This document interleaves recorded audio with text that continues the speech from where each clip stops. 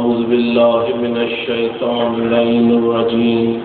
بسم الله الرحمن الرحيم الحمد لله الذي هدانا لهذا وما كنا لنهتدي لولا أن هدانا الله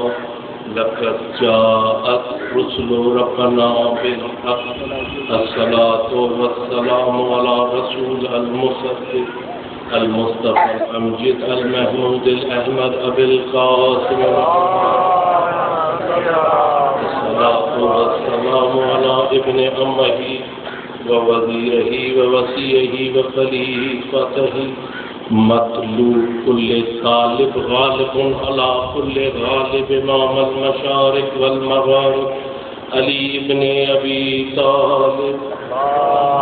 ثم الصلاة والسلام على سيدة فاطمة الزهراء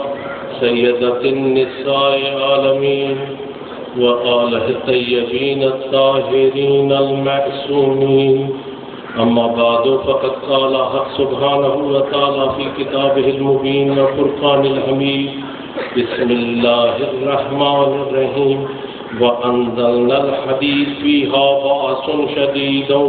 ومنافع للناس وليعلم الله من ينصره ورسله بالغيب